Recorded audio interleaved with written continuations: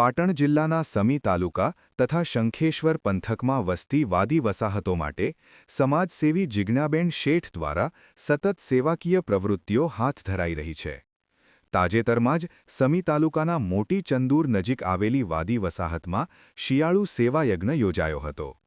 આ કાર્યક્રમમાં ગરીબ અને વંચિત પરિવારોને ધાબળા, સ્વેટર, ગરમ કપડાં તથા બાળકો માટે બિસ્કિટનું વિતરણ કરવામાં આવ્યું હતું. બાળકો, મહિલાઓ અને વૃદ્ધોને વિશેષ પ્રાધાન્ય આપવામાં આવ્યું હતું. જિજ્ઞાબેન શેઠ દ્વારા વર્ષભર ઋતુ અનુસાર સેવા કરવામાં આવે છે, જેમાં ચોમાસામાં તાડપત્રી, ઉનાળામાં પાણી અને ટાંકીઓ તથા શિયાળામાં ગરમ કપડાંનું વિતરણ કરવામાં આવે છે. સાથે સાથે અતિ ગરીબ બાળકો માટે શૈક્ષણિક કિટ અને અભ્યાસ સામગ્રી પણ પૂરી પાડવામાં આવે છે.